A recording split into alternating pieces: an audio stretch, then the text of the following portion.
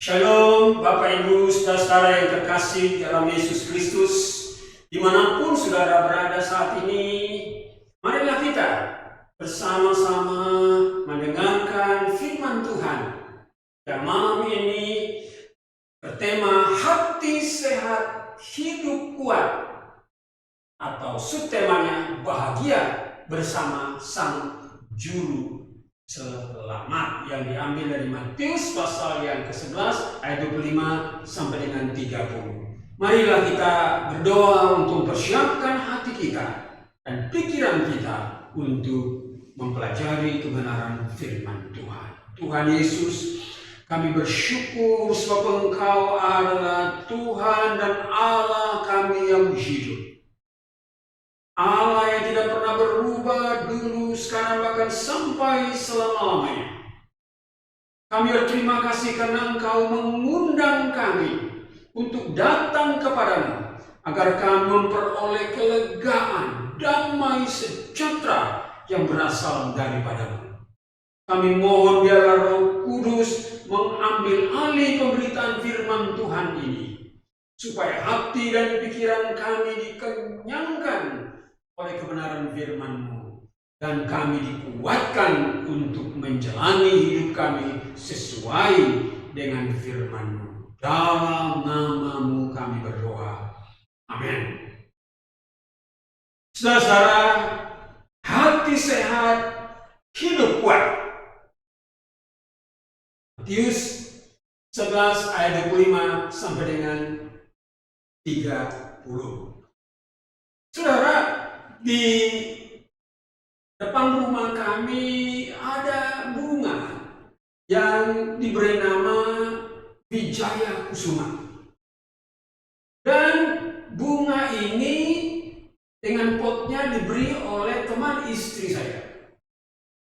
Dan ketika bunga ini berbunga, bukan main senangnya kami. Saya bahkan selalu memfoto tiap pagi karena saking indahnya.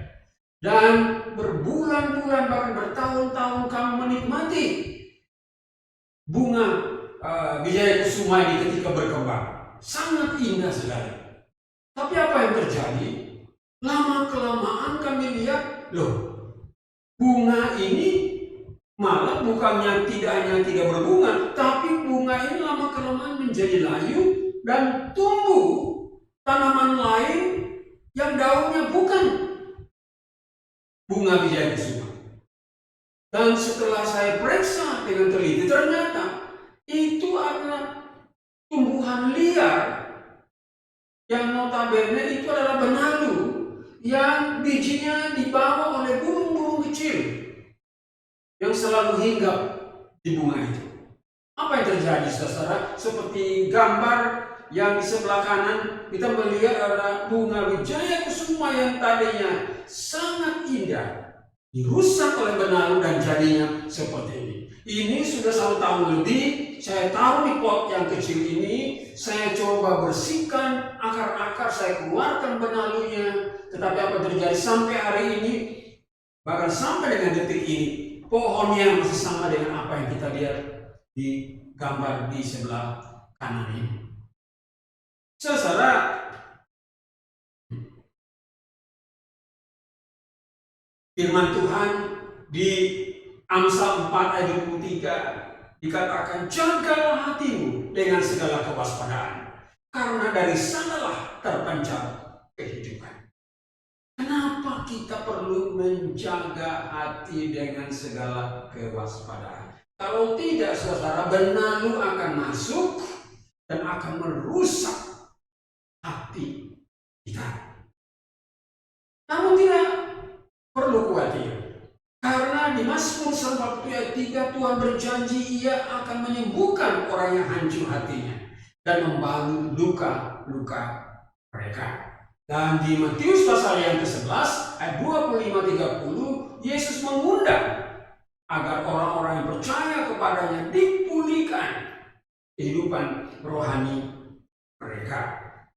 Saudara, ada 3 pengajaran Yesus di Matius 11 ayat 25 sampai dengan 30. Yang pertama adalah Yang pertama adalah dasar teologis ajakan kebahagiaan dari Yesus. Dasar teologis ajakan kebahagiaan atau tawaran kebahagiaan dari Yesus. Ayat 25 sampai dengan 27. Pokok yang kedua, makna kebahagiaan yang ditawarkan oleh Yesus. Dan pokok yang ketiga adalah syarat untuk memperoleh kebahagiaan yang ditawarkan oleh Yesus. Mari kita lihat saudara tiga pokok ini satu persatu. Pokok yang pertama adalah dasar teologis ajakan kebahagiaan dari Yesus. Dasar teologis. Apa dasar teologis? Saudara, dikatakan dalam ayat yang ke-27a. Saudara, dalam ayat yang ke-27a. Di situ Yesus berkata, semua telah diserahkan kepadaku oleh Bapa-Ku, dan tidak ada seorang pun mengenal anak selain Bapa. Saudara, ini adalah dasar teologis mengapa Yesus berotoritas, berwibawa, berkuasa untuk mengajak orang, untuk menawarkan damai sejahtera atau kebahagiaan atau kelegaan. Karena Dia dan Bapa adalah satu kesatuan. Yesus dan Bapa adalah Allah yang Esa. Dan Dia adalah Allah itu sendiri. Kalau Dia bukan Allah, maka Dia tidak punya otoritas, Dia tidak punya kuasa, Dia tidak punya kemampuan untuk memberikan kelegaan. Karena sumber dan pemilik kelegaan itu adalah Allah itu sendiri. Dan Yesus Kristus adalah Allah. Yang kedua, saudara, dikatakan Bapa mengenal dan anak mengenal Bapa. Ini menunjukkan kesatuan atau keesaan. Ini menunjukkan persekutuan keakraban yang sangat dekat satu dengan yang lain. Artinya adalah antara anak dan Bapa tidak bisa dipisahkan. Karena Yesus adalah Allah itu sendiri. Kalau Dia bukan Allah, maka Dia tidak akan punya kekuatan, punya otoritas, punya wibawa untuk memberikan kelegaan kepada orang-orang yang percaya kepada-Nya. Dan yang ketiga, saudara, dikatakan anak berkenan menyingkapkan misteri Allah kepada orang-orang yang dikehendaki. Allah berkenan menyingkapkan misteri Allah kepada orang-orang yang dikehendaki. Mengapa hanya Yesus yang mampu mengungkapkan misteri Allah kepada orang-orang yang dikehendakinya, yaitu kepada para muridnya dan kepada semua orang yang percaya kepadanya? Karena Dia adalah Allah itu sendiri. Sehebat-hebatnya para nabi, sehebat-hebatnya para rasul, sehebat-hebatnya hamba Tuhan, mereka bisa menyingkapkan misteri Allah karena Allah yang menyingkapkannya kepada mereka. Namun apa yang disingkapkan oleh Yesus tentang misteri Allah adalah pengungkapan yang utuh, yang lengkap, oleh karena Dia adalah Allah itu sendiri. Jadi saudara, dasar teologis untuk ajakan Yesus untuk menerima kelegaan, untuk menerima kebahagiaan, untuk menerima shalom, damai sejahtera itu sangat kuat sekali. Karena Dia adalah Allah itu sendiri. Saudara, pokok yang kedua, makna kebahagiaan yang ditawarkan oleh Yesus, atau makna kelegaan yang ditawarkan oleh Yesus. Saudara, yang pertama adalah kita harus menerima tawaran Yesus untuk menanggalkan karakter manusia lama. Apa saja karakter manusia lama? Dikatakan letih, lesu, berbeban berat. Apa artinya letih, lesu? Letih, lesu artinya kehidupan yang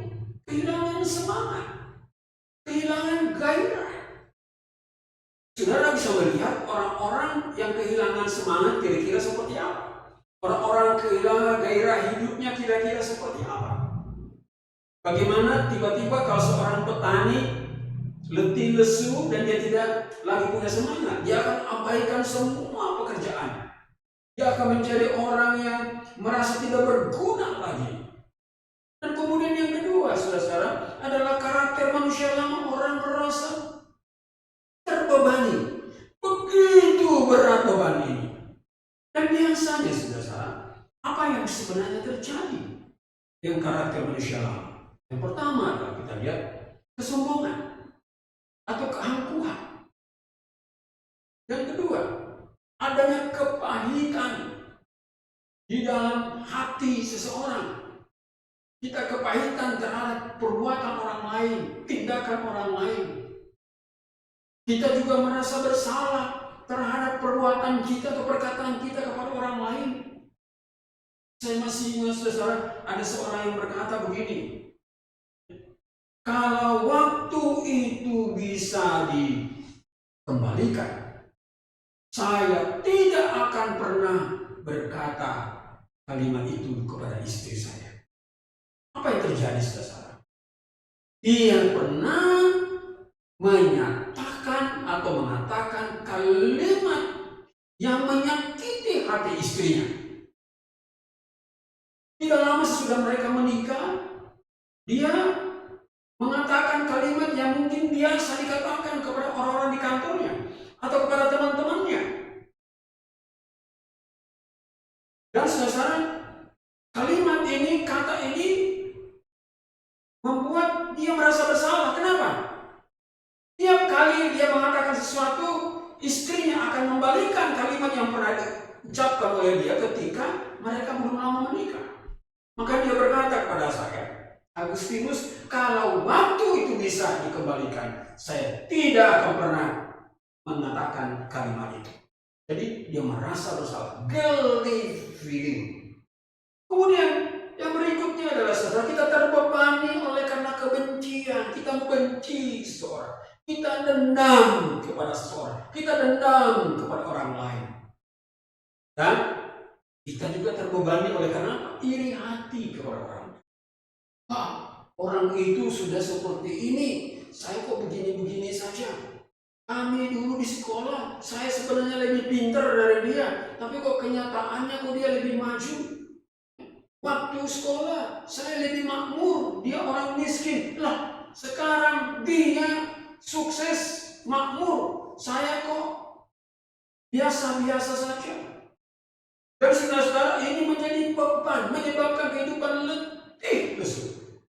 Dan kita ingin keluar.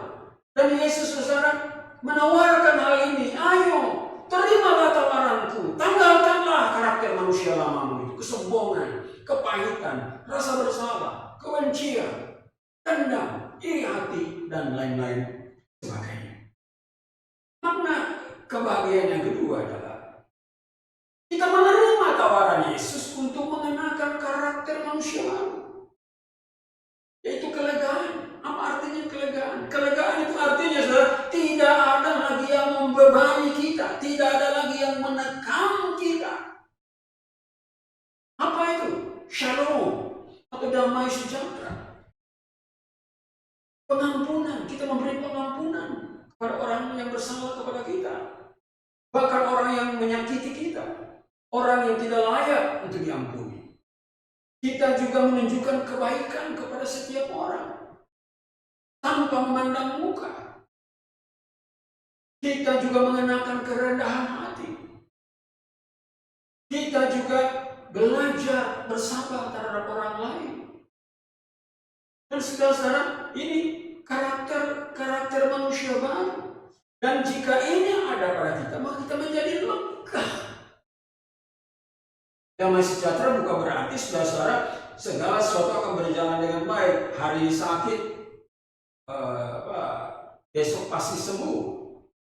Hari ini bisnisnya susah, besok pasti lancar.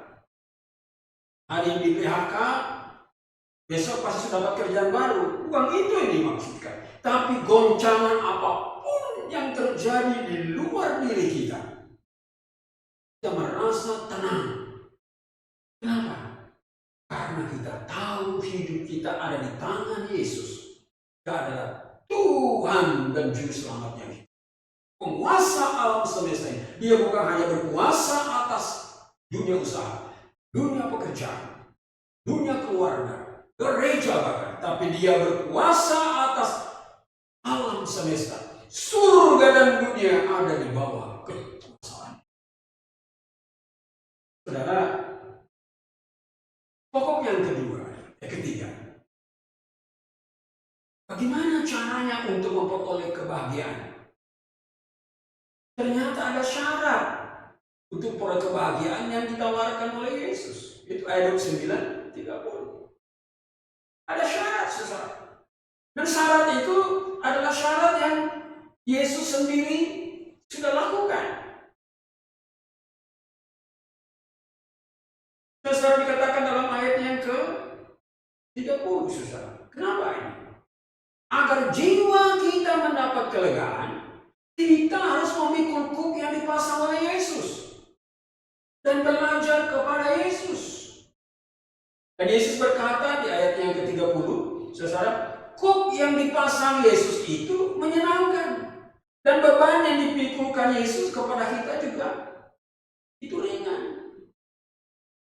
Saudara, apa artinya kuk? Kalau petani zaman tempo dulu, saudara, tahu apa artinya kuk. Saya pernah mencoba membajak ketika saya masih kecil. Dan saudara, untuk membajak itu, bajak sawah itu, maka kita akan taruh kuk di leher sapi.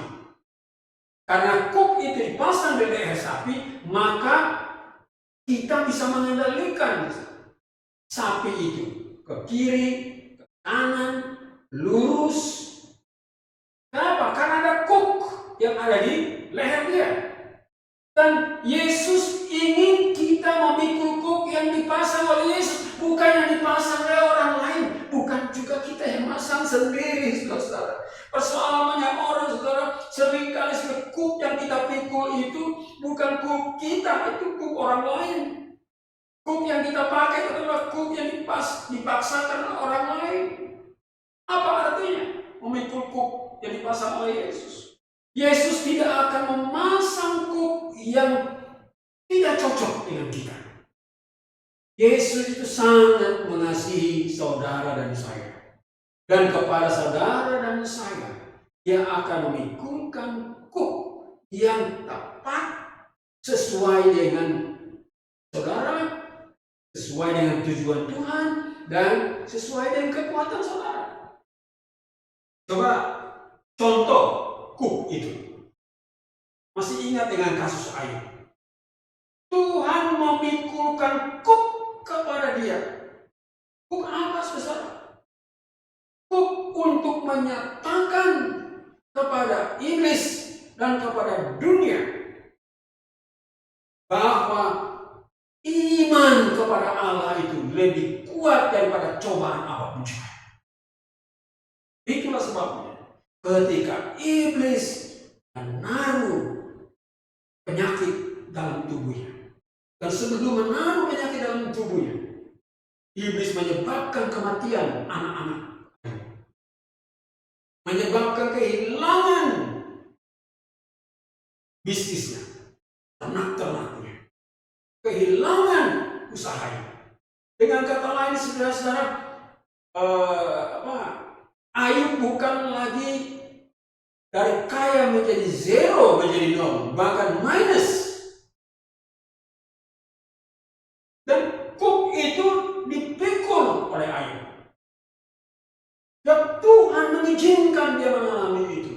Kalau Tuhan memikulkan apapun juga pada kita, maka Tuhan akan memberikan juga kekuatan kepada kita untuk memikulnya.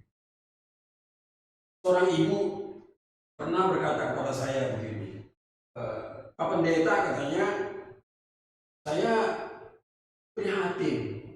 Banyak orang kok diberi kuk itu kayu, tapi kok Tuhan kok beri kuk saya besi. Loh, memang kuk ibu apa, katanya? Aduh Pak, bagaimana saya nggak mau sedih? Kuk itu besi.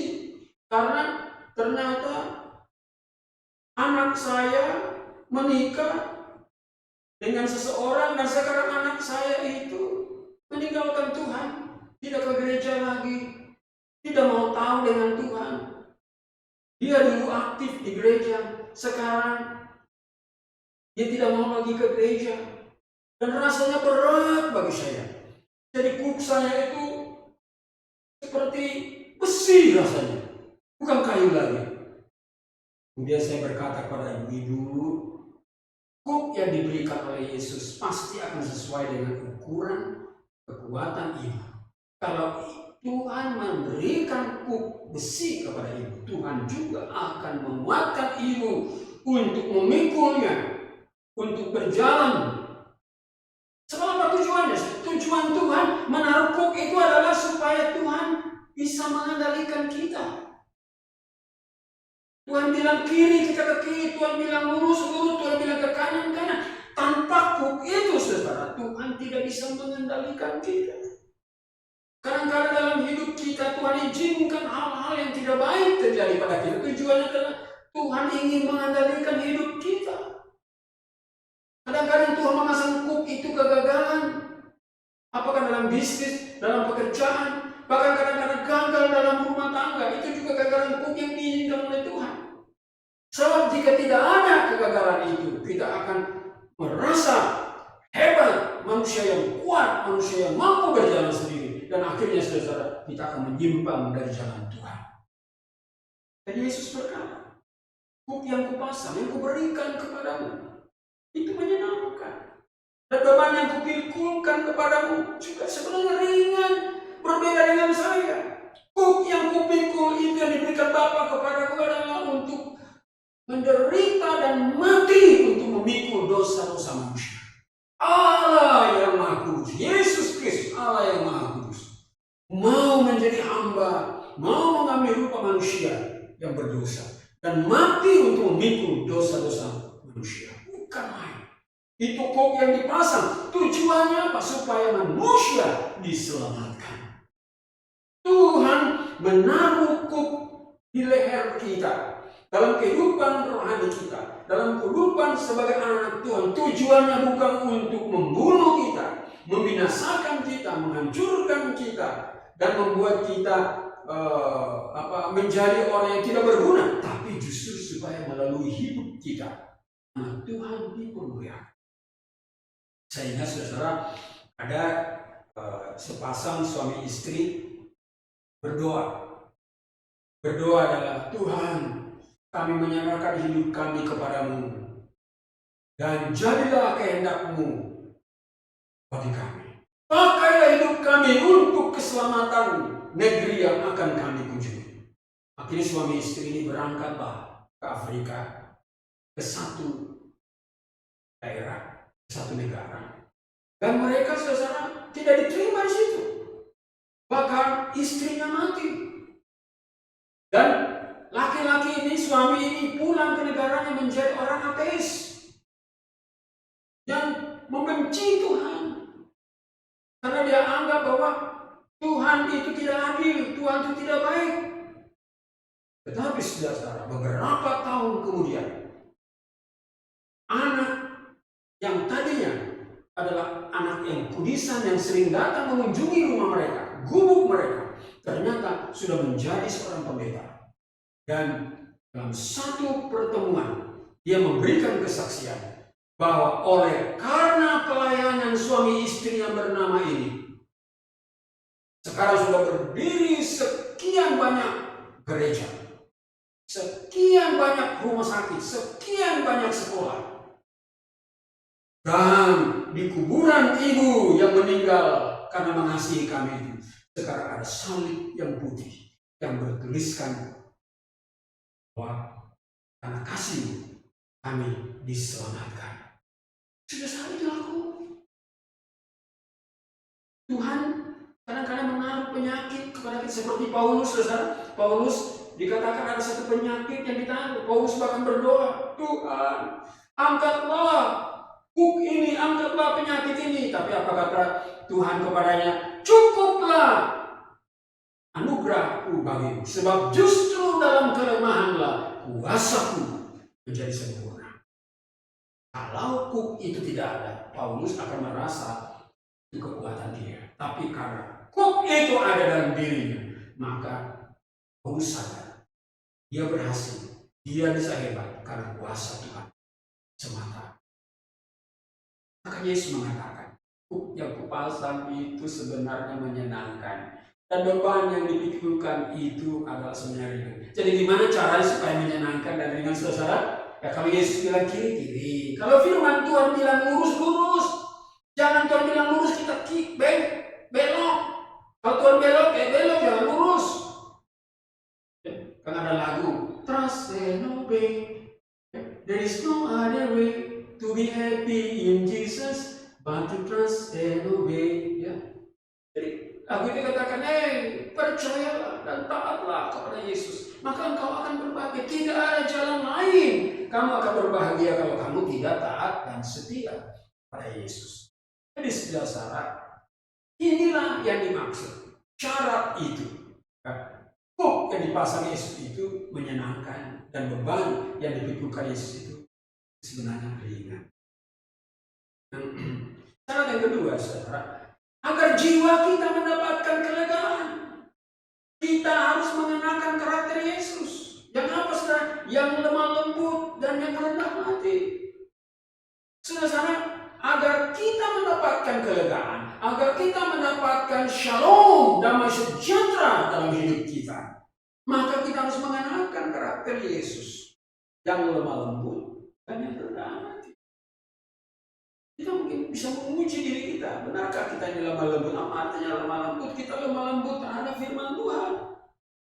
Kita lemah lembut juga terhadap orang lain. Kalau ada orang yang bersalah, kita mau ampuni. Kita juga mau rendah hati seperti Yesus.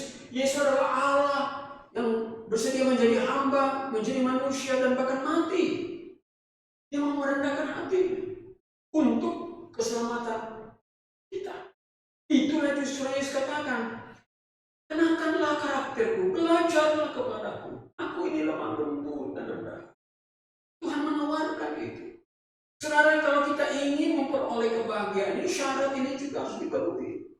Kita selalu berdoa, Tuhan, buatlah hatiku makin lembut dari hari ke hari. Buatlah hatiku makin merendah dari hari ke hari. Saudara, kadang-kadang dalam hidup saya punya pengalaman ketika saya berdoa supaya saya makin rendah hati, tiba-tiba ada perkataan orang lain yang membuat hati saya itu terangkat untuk meninggikan diri, untuk menunjukkan kehebatan saya. Akhirnya terbukti, tadi kepingin rendah hati malah jadi sombong. Yesus mengatakan, jangan lelah belajar. Dalam pengalaman saya, saudara, saya terus belajar untuk lembut terhadap suara Tuhan, untuk lembut pada orang lain. Saudara, di dalam pernikahan saya dengan istri saya itu dari Jawa, saya dari Sulawesi, sehingga orang selalu bilang begini, ya, bisik-bisik orang Sulawesi sama dengan marah-marahnya orang Jawa. Sementara marah-marahnya orang Jawa bagi orang Sulawesi itu sama dengan bisik-bisik.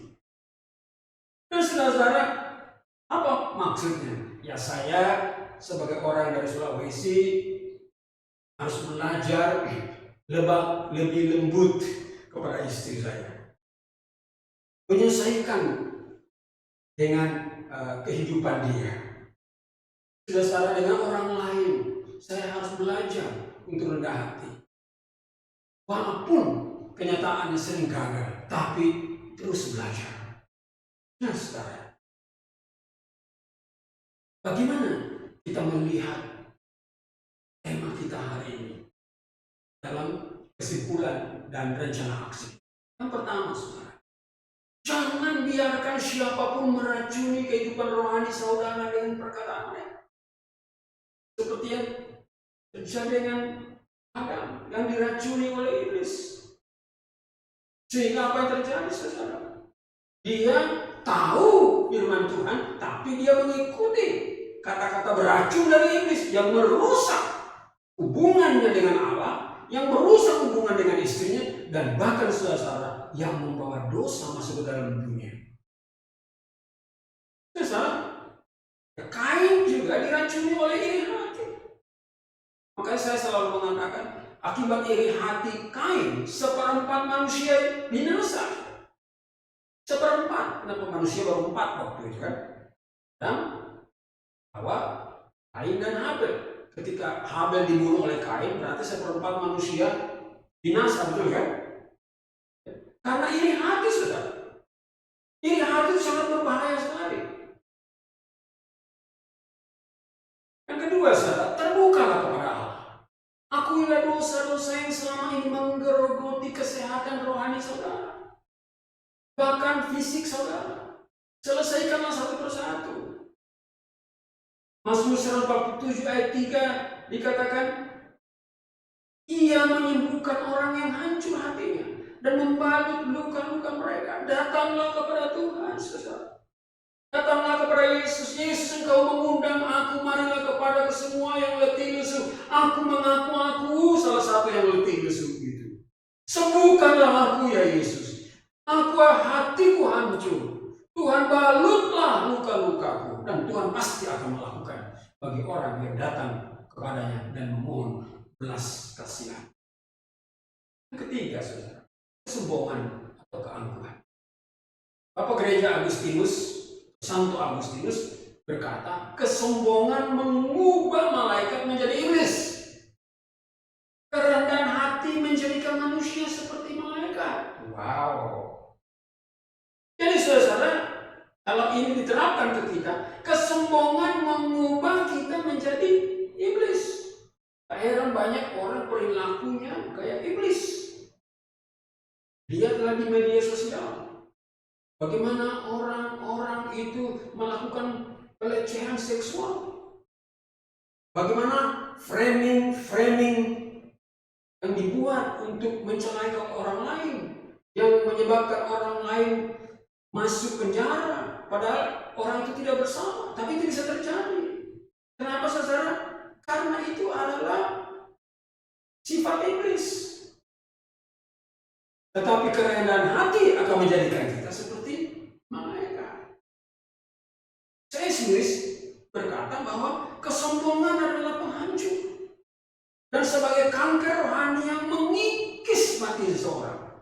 Saudara, kesombongan ini kalau berpelihara lama-kelamaan itu akan mengikis kerohanian kita, akan mengikis batin kita. Akhirnya saudara, kebaikan-kebaikan itu akan tersingkir karena hati makin lama makin menipis. Dan lama-lama saudara kita lebih mirip iblis daripada anak Tuhan. Nah, yang keempat, rencana aksi untuk mengatasi kesombongan itu apa? Amsal 4 ayat 3 dikatakan, jagalah hatimu dengan segala kewaspadaan, karena dari sanalah terpancar kehidupan.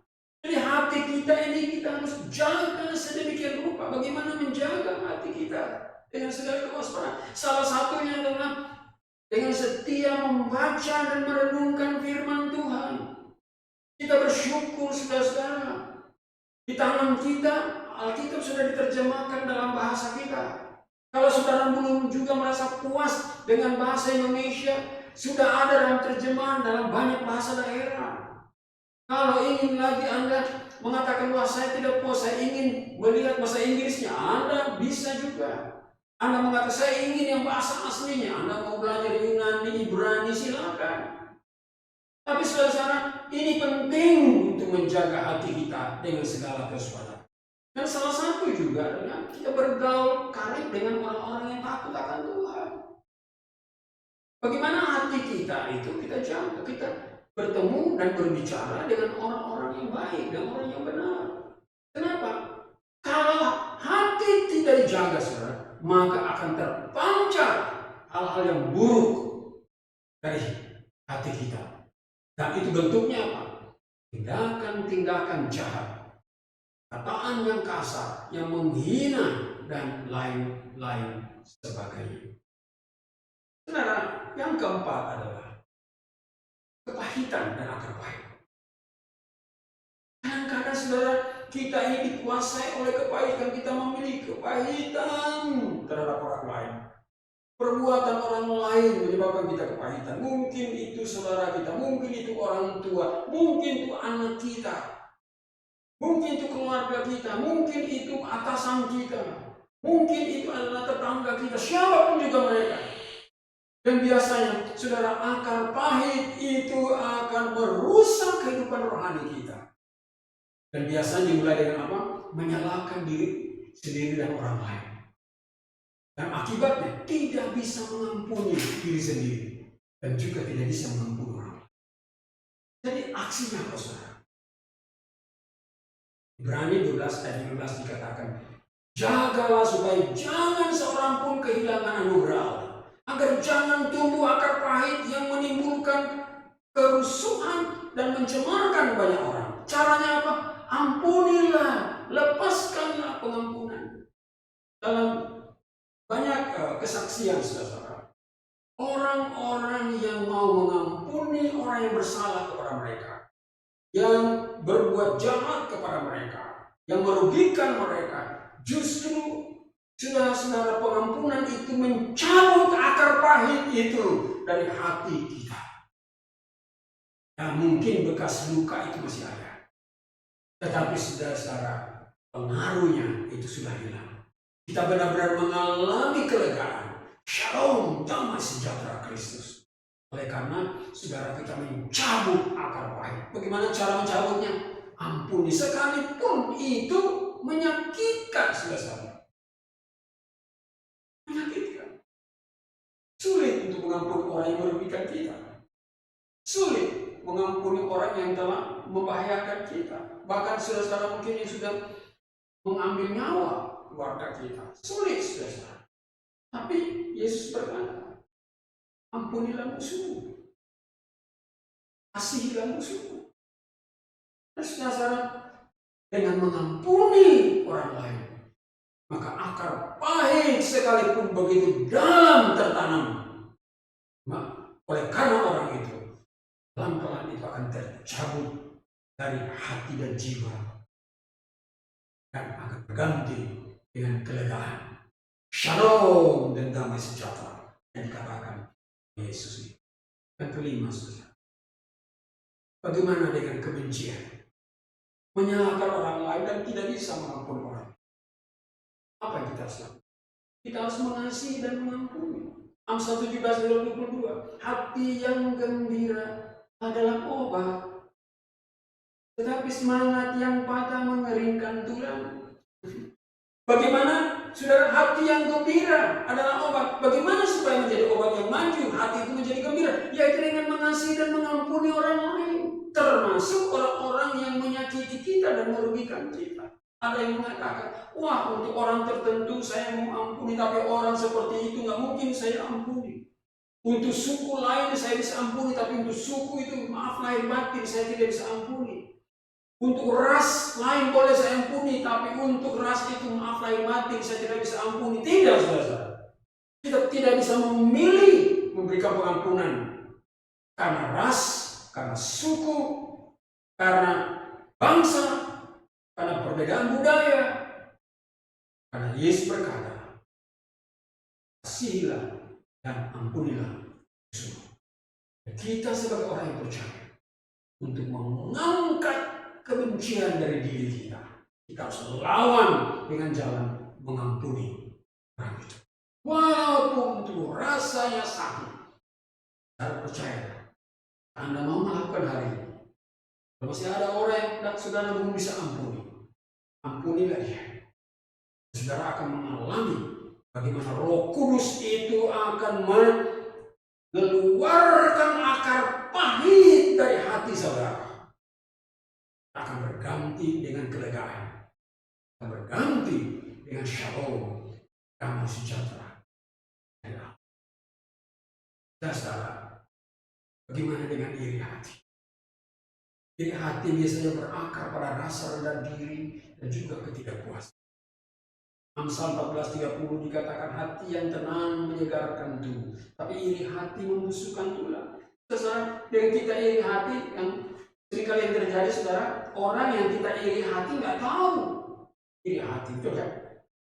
Sebab dia jalan biasa saja, dia bekerja biasa saja, dia berbisnis biasa saja, dia hidup biasa saja, dia tertawa, dia tersenyum, dia tidak tahu. Ternyata ada orang lain yang iri hati kepadanya. Salah siapa? Bukan salah orang itu, tapi salahnya kita, saudara. Karena itu, saudara, hati yang tenang akan menyegarkan tubuh, tapi iri hati akan membusukkan tulang. Karena itu iri hati ini harus diangkat, dilepaskan. Dengan cara apa, saudara? Kita harus menerima diri kita. Kita harus puas dengan diri kita, dengan keadaan kita, dengan keadaan ekonomi kita. Kalau orang yang tadinya mungkin bekerja dengan segala fasilitas, dengan segala penghormatan, ada sekarang setelah pensiun, saudara, tidak ada lagi penghormatan, tidak ada lagi fasilitas. Saudara, Anda tidak perlu iri hati kepada orang lain. Kepada orang lain. Saudara, banyak dari kita mungkin yang dipanggil untuk menjadi perintis dalam pelayanan. Dan orang-orang perintis itu biasanya tidak menikmati fasilitas-fasilitas yang diterima, yang dinikmati oleh pendatang-pendatang berikutnya, pemimpin-pemimpin baru, generasi berikutnya. Kenapa, saudara? Karena memang panggilan mereka adalah perintis. Dan kita harus terima panggilan ini dan segala konsekuensinya. Dan tidak perlu iri hati. Kita tidak perlu membandingkan diri kita dengan orang lain. Wah, kenapa dia lebih pintar? Enggak. Sudah, saya masih ingat ketika saya masih mahasiswa, teman-teman saya itu dari sekolah-sekolah yang bagus-bagus dari Jawa, sehingga dalam banyak hal mereka jauh lebih unggul. Dan saya secara orang daerah, berasal dari SMA, dari Papua, Sorong, saya bilang kok ketinggalan, bahasa Inggrisnya ketinggalan, bahkan bahasa Indonesia juga ketinggalan. Bagaimana caranya? Caranya adalah jangan membangun iri hati. Cara saya adalah, ya udahlah, kalau dia belajar 2 jam, ya saya belajar 4 jam. Jadi gimana, saudara? Ya saya belajar dengan cara apa? Saya ambil ember, saudara, saya rendam kaki saya supaya jangan ngantuk. Kenapa? Karena kalau saya tidak begitu, saya tidak akan bisa mengejar ketertinggalan saya. Saya hanya bisa dengan iri hati. Saya tidak perlu iri hati. Betul kan? Saudara, hati yang tenang akan menyegarkan tubuh kita. Karena itu buanglah iri hati. Bersyukurlah dengan apa yang Tuhan berikan kepada saudara. Di mana saudara tinggal saat ini, bersyukurlah. Pendapatan berapapun yang Tuhan berikan kepada saudara saat ini, bersyukurlah. Keluarga di mana saudara berada saat ini, bersyukurlah. Tidak perlu membandingkan dengan orang lain. Nah, orang lain punya tanggung jawab sendiri di hadapan Tuhan dan di hadapan samanya. Dan saudara, kita juga harus belajar melepaskan rasa sakit.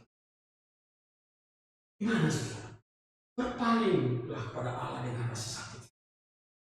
Melepaskan rasa sakit itu karena difitnah atau dibully dan menyerahkan itu. Tuhan, saya mengakui sakit karena dihina oleh orang itu, karena dibully oleh orang itu, karena difitnah oleh orang itu. Dan saya menyerahkan Tuhan ke dalam tangan-Mu. Bukan dengan jalan mengutuk orang itu atau mencaci maki orang itu, tapi bahkan berdoa agar Tuhan memberkati. Dan jika doa ini terus, apa yang terjadi, saudara? Akan terjadi perubahan. Saudara, ada salah satu hal yang saya biasa lakukan, ya? Termasuk pada orang-orang yang tadinya mungkin tidak menyenangkan.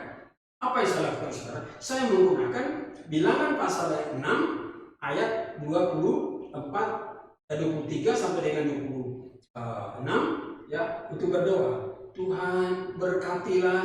Nah, saya sebut nama orang itu. Tuhan lindungilah, Tuhan sinarilah dia dengan wajah-Mu dan berilah kasih karunia. Tuhan hadapkanlah wajah-Mu kepada dia dan berilah damai. Makin lama saudara mendoakan orang itu, saudara, maka rasa sakit itu akan berganti dengan kelegaan, akan berganti dengan shalom atau damai sejahtera. Lakukanlah. Bukan. Saudara, pada hari ini Tuhan Yesus berfirman, marilah kepadaku, semua yang letih, lesu, dan beban berat, aku memberikan kelegaan. Percayalah kepada Yesus, dan datanglah. Kau peroleh kelegaan. Tuhan Yesus, terima kasih karena Engkau menawarkan kelegaan yang kekal. Dan kelegaan ini Engkau berikan melalui Engkau sendiri yang memberikan diri-Mu dan mengorbankan nyawa-Mu dan mati bagi kami. Agar kami memperoleh shalom yang kekal. Hidup kami dan sampai Tuhan Yesus.